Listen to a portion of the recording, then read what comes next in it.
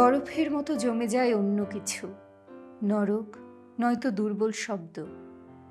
তারপর বহুদিন বহুদিন নক্ষত্র খসে গেলে আমি বৃদ্ধ হব, বৃদ্ধ হব, বৃদ্ধ বৃদ্ধ চর্ম রক্ত চষে দারুণ গ্রীষ্মে। শোনো ঘুমন্ত শিশুকে, হত্যা করো আনন্দ, কুড়ে কুড়ে পিপাসা, না না না না না, বরং শোকে আমি আবার যাব বিব্রত গ্রহে। 1964-65 সালের দিকে ছাপা হওয়া না পত্রিকার কবিতা সংকলনের পর্যটক কবিতা দিয়ে শুরু করছি মুক্তিযুদ্ধ জাদুঘরের অন্যতম প্রতিষ্ঠাতা ট্রাস্টি রবিউল হোসাইন স্মরণ।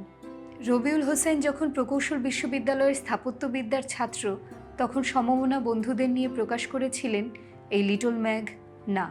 এই সময় রাজনৈতিক আন্দোলনের পাশাপাশি শিল্প, সাহিত্য, সাংস্কৃতিক আন্দোলন বাঙালির মুক্তি সংগ্রামে বিশেষ ভূমিকা রাখে।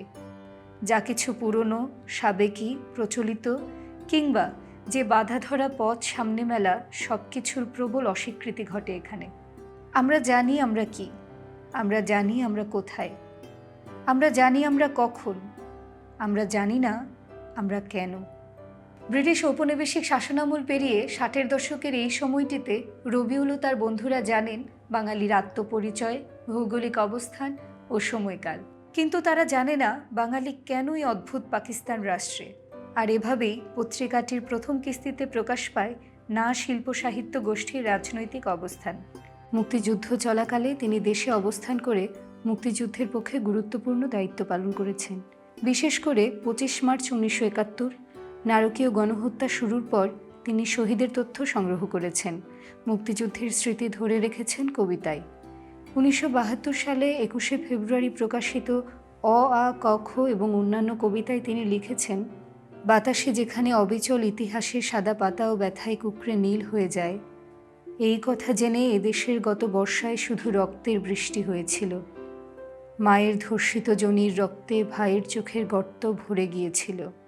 শুধু রূপকথার শেষ লাইনটাকে প্রাণপণে আমাদের ঘরের উঠোনে বসাতে, শুধু একা একা এক বুক দুঃখ নিয়ে উজান রাস্তা ভেঙে সূর্যের ঠিক মাঝখানে পৌঁছাতে। রবিউল হোসাইন তার কবিতা, স্থাপত্য, সংগ্রহ, গবেষণা ও অধ্যাবসায় দিয়ে তৈরি করেছেন এক বিশাল স্মৃতিভাণ্ডার, যা বাংলাদেশের মুক্তিযুদ্ধের ইতিহাসকে ধারণ করতে সাহায্য করে আমাদের। তার ডিজাইনকৃত স্থাপত্যের মধ্যে জল্লাদ খানের স্মারক স্থাপত্য, টঙ্ক আন্দোলনের স্মারক স্থাপত্য, জাহাঙ্গীরনগর বিশ্ববিদ্যালয়ের শহীদ মিনার ও বিডিআর স্মৃতিসৌধ অন্যতম। 1 সেকেন্ডে মাত্র 4 ফুট কবিতায় রবিউল হোসেন লিখেছেন, প্রতিটি বাঙালি মেয়েকে গর্ভবতী করে খাঁটি পাকিস্তানি সন্তানের জন্ম দেব। শুয়োরের বাচ্চাদের সেই রক্তে আগুন জ্বালানো সব কথা ভুলতে বসেছি। আমরা মুক্তিযুদ্ধ, মুক্তিযোদ্ধাদের কথা ভুলে গেছি। আমরা স্বাধীনতা যুদ্ধের কথা ভুলে গেছি। মুক্তিযুদ্ধের স্মৃতি সংরক্ষণে কবি ও স্থপতি রবিউল হোসাইন ছিলেন নিবেদিত প্রাণ মানুষ।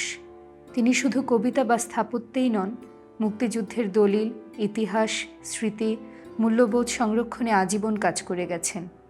90-এর প্রাথমিক পর্যায়ে তিনি 71-এর যাত্রী নামে এক সংগঠনের উদ্যোগে মুক্তিযুদ্ধের প্রস্তুতি পর্ব ও মুক্তিযুদ্ধের প্রায় 100 আলোকচিত্র সংবলিত অ্যালবাম তৈরি করে সারা দেশে বিতরণের ব্যবস্থা করেন এবং মুক্তিযুদ্ধ বিষয়ক গ্রন্থ প্রদর্শনীর আয়োজন করেন।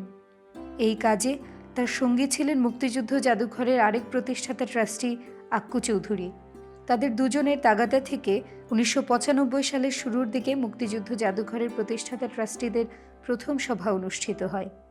রবিউল হোসাইনের স্মৃতি থেকে জানা যায়, মনে পড়ে সেই রাতের কথা যেখানে তারিক আলীর গুলশানের বাড়িতে মফিদুল হক, আক্কু চৌধুরী, সারোয়ার ভাই, আলী জাকের, বোন সারা জাকের আর আসাদুজ্জামান নূরসহ আমি উপস্থিত ছিলাম।